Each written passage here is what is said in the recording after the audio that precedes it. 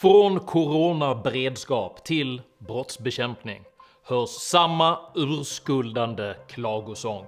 Ingen såg det komma. Vi inte riktigt såg det komma. Jag tror ingen såg det komma. Jag tror inte att någon kunde förutse. Återigen, vi har inte varit riktigt förberedda på att det också skulle kunna drabba oss.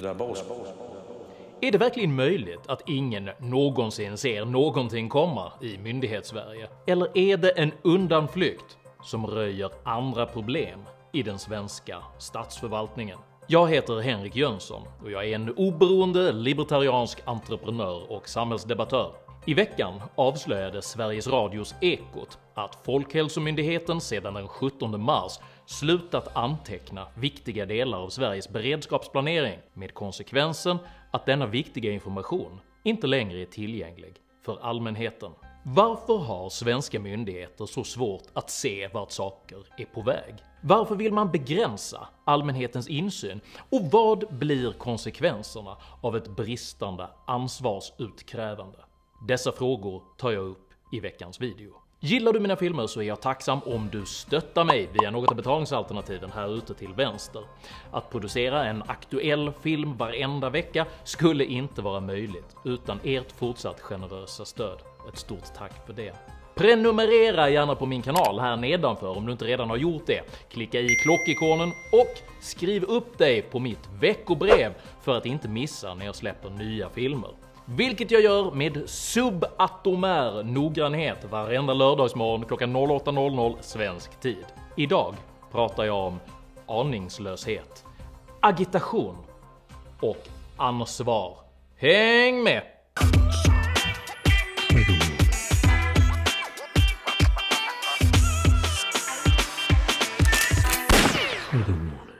You cannot escape the responsibility of tomorrow by evading it today, lär den amerikanske presidenten Abraham Lincoln en gång ha sagt. Lincoln offrade ytterst sitt eget liv för denna princip när han lönnmördades i sitt ansvarstagande för att hålla unionen samman i sviterna efter det amerikanska inbördeskriget. För den enskilde är det i allmänhet skönt att slippa ta ansvar, men i en komplex organisation riskerar obekväma problem att undvikas om det inte finns robusta mekanismer för ansvarsutkrävande med potentiellt katastrofala konsekvenser som följd. This is fine. I'm okay with the events that are unfolding currently. Det är inte mitt fel, är etatisternas credo i författarinnan Ayn Rands bok Och världen skälvde. Berättelsen om en värld stadd i sönderfall till följd av oansvarighet och inkompetens når sitt klimax när ett helt tåg fullt av människor tillåts köra mot sin död. Som ett resultat av att dussintals människor alla utgått från att ansvaret är någon annans. Skurkarna i Rands bok är dock hederligare än det svenska myndighetsetablissemanget och nöjer sig med att slå ifrån sig sitt personliga ansvar snarare än att påstå att ingen såg det komma när det koleldade lokomotivets koldioxidångor kväver sina passagerare i en lång tunnel. Ett rättrådigt och rakryggat ansvarstagande, även i svåra tider, är i många fall skillnaden mellan konstruktivitet och passivitet, mellan framgång och misslyckande och mellan liv och död. Frågan om den svenske tjänstemannens ansvar har långa historiska rötter. Kung Gustav Vasa insåg vikten av en effektiv och ansvarskännande statsförvaltning och kritiserade sina tjänstemän hårt för att de vältra och söla sig i rikets pengar. Vasa menade att ståthållare och fogdar borde idka måttlighet och stiftade nya lagar för att framtvinga en mer ansvarsfull statsapparat. Gustav Vasas reformer blev så tongivande för den svenska förvaltningen att ämbetsmännen ännu på 1870-talet fick svära en ed där de lovade att uppfylla kraven på bland annat nit, redlighet, oväld och oegennytta. Och ända fram till 1970-talet kunde en ämbetsman bli både personligen skadeståndsskyldig och straffas i domstol för alla slags fel och underlåtelsesynder. Men sen ändrades det.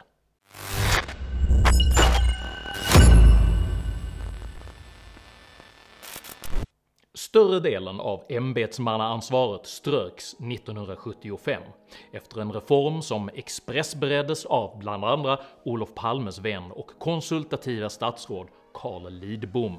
De officiella skälen som angavs för detta var att man ville harmonisera arbetsvillkoren mellan offentliganställda och privatanställda, samt att statsapparaten påstods ha vuxit sig så stor att nya och mer tillåtande regler var nödvändiga. Bigger and better than ever! Utöver att staten tydligen plötsligt blivit för stor för personligt ansvar, så hade det också slumpat sig så att en enorm säkerhetsskandal året innan hade briserat. Den så kallade IB-affären drog in hela den socialdemokratiska regeringen, inklusive Carl Lidbom, i en härva där man anklagades för att i hemlighet ha upprättat en underrättelsetjänst som utan riksdagens kännedom åsiktsregistrerade svenska medborgare. Vi har lagt uppgiften att föra det säkerhetsregister som behövs för personalkontrollen på polisen och ingen annan myndighet. Vad säger professor Jägerskiöld om det här resonemanget? Ja, jag tror ju inte riktigt det stämmer. Förutom detta så har vi de verkliga spionerna som Folket i Bild avslöjade i våras. Det som kallas för IB, eller den särskilda verksamheten.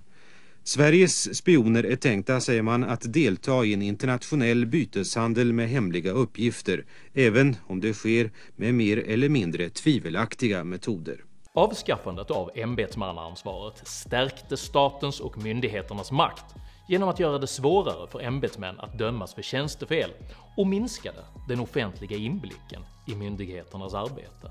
För svaga möjligheter till ansvarsutkrävande skapar en negativ incitamentstruktur i vilken organisation som helst. Den som inget gör sitter tryggt, medan den som pekar på obekväma problem upplevs som besvärlig och riskerar både karriär och heder.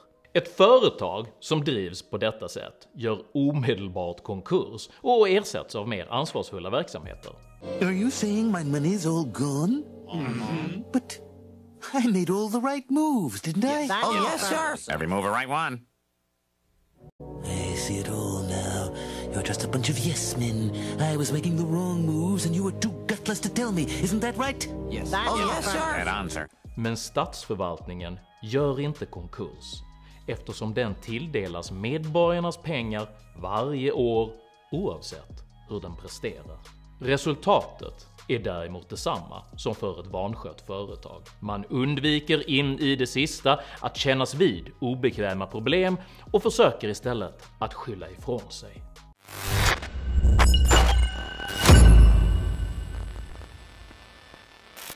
Den rådande coronakrisen är ett tydligt exempel på just denna typ av undflyende. I krisens inledning var det bekvämt att låta Folkhälsomyndigheten fatta besluten, medan regeringen höll sig behagligt passiv.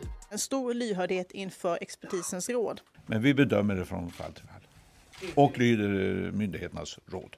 När de svenska beredskapslagren visade sig vara otillräckliga var det bekvämare att justera ner skyddskraven istället för att erkänna och åtgärda bristerna. SVT:s granskning har visat hur Arbetsmiljöverket både tonat ner och backat från sitt eget krav att det alltid skulle behövas både visir och munskydd i nära vård av covid-patienter. När Sverige visade sig sakna kapacitet att bedriva masstestning var det bekvämare att säga att testning inte behövdes än att erkänna och åtgärda kapacitetsbristen. Du önskar att du hade testat mig? Nej, det tror jag inte hade gjort någon skillnad. När den oåtgärdade bristen på både tester och skydd slutligen gav Sverige ett av världens högsta dödstal började alla inblandade istället att skylla på varandra. Landstinget i Stockholm skyllde på transportlogistiken. Leveranser som var på väg till oss. Jag tror ingen såg det komma. Socialstyrelsen skyllde på regionerna. Regionerna har ansvar för att ha den sjukvårdsmateriel man behöver. Regionerna skyllde på staten. Att upprätthålla ett beredskapslager är ju inte det som är ansvaret. I lagen om regionernas krisberedskap står det faktiskt också att staten ska finansiera det som krävs. Och staten skyllde på Folkhälsomyndigheten. De allt mer desperata försöken att i 11:e timmen täcka upp för åratal av bristande ansvar fungerade naturligtvis inte alls.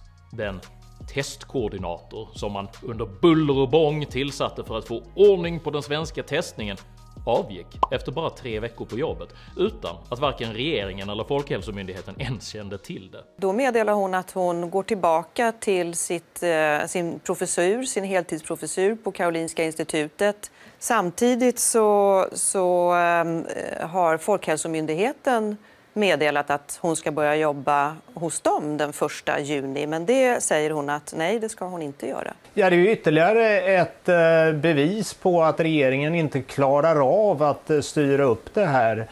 Det är ett haveri som pågår, ett haveri för regeringens testprogram. Detta är resultatet av en systemisk avsaknad av ansvar, delägarskap och transparens.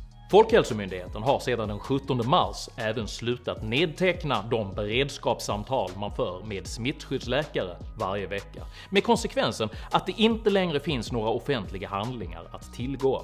Folkhälsomyndigheten har frångått sina egna rutiner sedan coronaviruset började spridas på allvar i Sverige, så att minnesanteckningar från centrala möten med landets smittskyddsläkare hålls hemliga. På samma sätt avslöjade Sveriges Radios Ekot nyligen att Arbetsmiljöverket hade raderat mejlkonversationer rörande just de nedjusterade skyddskraven inom äldreomsorgen för att slippa en svår debatt.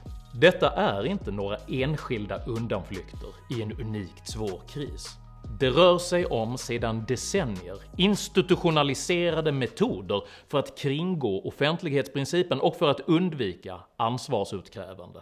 Tidigare i år raderade Region Sörmlands regiondirektör också mejl med uppgifter om smittotal i äldreomsorgen när de krävdes ut av tidningen Eskilstuna-Kuriren. 2018 avslöjades att regeringskansliet hade kritiserat Försäkringskassan för att man lämnat ut offentliga handlingar rörande en kontroversiell uppsägning som dåvarande socialförsäkringsminister Annika Strandhäll genomdrivit. Den nytillförordnade chefen för Försäkringskassan, Maria Hemström Hemmingsson, kommunicerade internt att regeringskansliet förvisso ansåg att Försäkringskassan naturligtvis får göra som de vill, men tillfogade även en varning om att det kommer att få allvarliga konsekvenser för våra dialoger och samtal och den information de är beredda att dela med oss, vilket hon beskrev som djupt olyckligt. Hemmingsson avslutade med att uttrycka en önskan om att hädanefter själv få besluta vilken information som ska delas med journalister. 2017 erkände Transportstyrelsens generaldirektör Maria Ågren öppet att man hade gjort avsteg från lagen i hanteringen av säkerhetsklassad information. Handhavandet medförde kriminell fara för rikets säkerhet och blev en mycket stor skandal. Men ingen av de inblandade undergick rättslig prövning för tjänstefel. En begäran från den moderate riksdagsmannen Jan Eriksson om dokumentation kring det säkerhetspolitiska råd som påståtts hantera ärendet visade att det inte fanns någon dokumentation som tydde på att rådet någonsin ens existerat. Senare samma år satsade Löfven-regeringen omfattande politiskt och ekonomiskt kapital på att ge dåvarande utrikesminister Margot Wallström en prestigefull plats i FNs säkerhetsråd. Under denna process stämplades hundratals dokument som sekretessbelagt arbetsmaterial. Kostnadsposter gömdes undan i en fristående stiftelse och utbegärda offentliga handlingar uteblev. Material som av journalister efterfrågades redan i november 2017 sågs nogsamt till att av tidsbrist inte kunna delas med allmänheten förrän efter valet. Justitieombudsmannen fällde i ärendet omdömet: med hänsyn till att utrikesdepartementet återkommande och under flera år brustit i hanteringen av framställningarna om att få ta del av allmänna handlingar är det angeläget att följa upp det arbete som görs. Inget har hänt. 2014 lät Försäkringskassans dåvarande generaldirektör Dan Eliasson radera miljontals mejlkonversationer mellan myndighetens 13 000 medarbetare. Säkerhetsstaben kommenterade raderingsbeslutet med orden: ledningens agerande är obegripligt. Först köper man in ett säkerhetssystem och ger oss i uppdrag att spara all trafik. Sedan, efter att vi granskat ett antal chefer, säger man plötsligt att loggandet av e-post bryter mot reglerna. Detta beteende upprepades även på Eliassons nästa arbetsplats som generaldirektör för Polismyndigheten. En internutredning konstaterade där att hur handlingar diariefördes, handlades och lämnades ut till allmänheten ansattes av mycket väsentliga brister. Problemet är strukturellt och genomsyrar hela den svenska statsförvaltningen.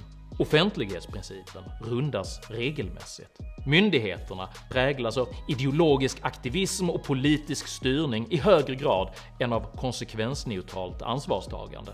Och ingen vill kännas vid obekväma problem förrän det är för sent att lösa dem på ett ordnat sätt. Self-improvement can be achieved, but not with a quick fix. Och därför är det ingen som ser det komma.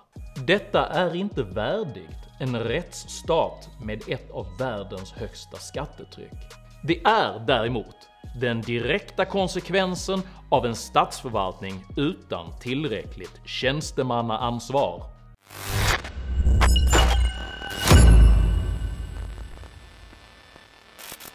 Vad innebär egentligen tjänstemannaansvar och hur har denna fråga hanterats i riksdagen? Jag fick ett samtal med den moderata riksdagskvinnan Ida Drugge som under många år aktivt drivit just denna fråga. Hej Ida Drugge! Du är riksdagskvinna för Moderaterna och du har lite grann specialiserat dig på frågan om tjänstemannaansvar. Ja, det har blivit så. För att börja från början, vad är tjänstemannaansvar? Det handlar om att utkräva ansvar när tjänstemän i stat och kommun om de begår fel. Och den bärande punkten här är att det ansvaret ska utkrävas i domstol, alltså straffrättsligt. Och inte på arbetsplatsen mellan personal och fack, exempelvis i någon form av dold förhandling. Skulle man kunna säga att det är alltså ett skydd mot att myndigheterna ska begå oegentligheter? Ytterst är det en moralisk fråga, tycker jag. Vad vi vill ha, hur vi vill att staten ska vara. Jag tycker att tjänstemän är statens förlängda arm. De verkställer politiska beslut. Och om man då gör det dessutom då på ett felaktigt sätt så är ju det inte bara dåligt i största allmänhet och olagligt, utan det blir också odemokratiskt. Vad blir konsekvenserna av att inte ha tjänstemannaansvar? Framför allt så gör ju det att misstron mot staten kan växa. Alltså att den här kända tilliten som vi i grunden har i Sverige till våra myndigheter, att den försvinner. När man ser skandal efter skandal och de felen, lagbrotten, inte leder till några stora eller allvarliga konsekvenser för de tjänstemännen. Då undrar man ju hur rättvis staten är och hur oberoende den är. Om den kanske inte gör skillnad på folk och folk. Riksdagen fattade 2018 ett beslut för utökat tjänstemannaansvar. Och detta med vad som kallas då acklamation, det vill säga det var ingen som opponerade sig. Vad har hänt sedan riksdagen fattade detta beslut? Det kan ju verka byråkratiskt, men i grunden tror jag det är ganska bra. Så förutsätter ju lagändringar ofta någon form av utredning. Och det är vad regeringen då förväntas att göra. Det har de inte gjort. Utan istället så har de berett det här på regeringskansliet.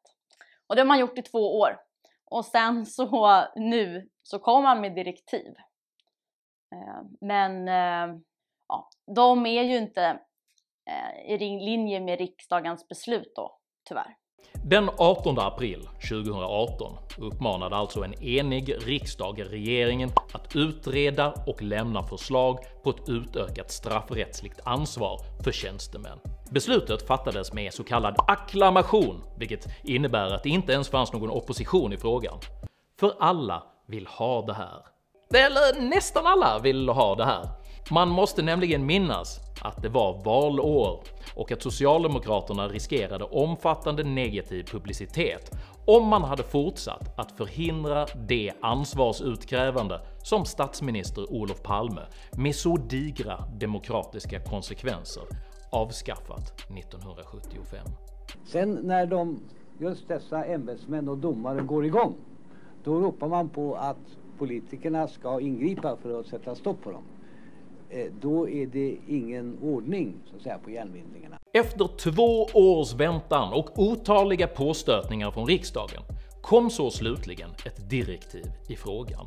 Direktivet föreslår i korthet att man tillsätter en enskild individ att under 1,5 år utreda om det behövs något stärkt tjänstemannaansvar. Detta är alltså inte vad riksdagen efterfrågade. Riksdagen har enhälligt redan beslutat att man vill ha ett stärkt tjänstemannaansvar. Man bad regeringen bara utreda hur det ska utformas. Detta flagranta förhalande ska jämföras med exempelvis den så kallade gymnasielagen som gav 9000 afghanska män utan asylskäl uppehållstillstånd efter bara ett par månaders beredning. För sanningen är att Socialdemokraterna har allt att förlora på det utökade straffansvaret vid tjänstefel som riksdagen beslutade om 2018. Risken är nämligen överhängande att pressade tjänstemän då kommer att börja avslöja oegentligheter i statsförvaltningen för att själva undvika straff. Och om den omfattande politiska styrning som drivit myndighet efter myndighet till haveriets rand uppdagas och rättsligen prövas, då riskerar den redan svårt sargade socialdemokratin att fullständigt falla samman. Att tjänstemän idag inte ställs till svars för de beslut de fattar är grunden för upprätthållandet av den Potemkin-kuliss det svenska samhället degenererat till att bli. Allt Sverige gör är perfekt, moraliskt och främst i världen. Tills illusionen plötsligt kollapsar i ett haveri av avslöjande beskyllningar och påståenden om att ingen såg det komma. Den politiska makten i Sverige vilar på att samhället fortsätter att acceptera detta bedrägeri. En korrumperad rättsordning där medborgarna förväntas följa lagen eller straffas medan tjänstemän tillåts både göra avsteg från lagen, kringskära offentlighetsprincipen och ljuga om beredskapstillståndet utan konsekvenser, undergräver inte bara förtroendet för de svenska myndigheterna. Det riskerar att rasera det helt. Och valet mellan en raserad socialdemokrati och ett raserat rättssamhälle torde vara enkelt. Och gissa vad? De allra flesta ser det komma. Tycker du att transparens och ansvarsutkrävande är att föredra framför slutenhet och ansvarsfrihet i myndighetsutövande? I så fall så tycker jag att du ska dela den här videon med dina vänner. Och varför inte prenumerera på min YouTube-kanal när du ändå är igång? Har du egna erfarenheter av oansvariga myndigheter? Dela i så fall gärna med dig av dessa i kommentarsfältet här nedanför. Jag samlar nämligen på denna typ av information och uppskattar all respektfull kommunikation. Jag heter Henrik Jönsson och jag tror på frihet. Men bara under ansvar. Tack för mig och tack för att ni har lyssnat.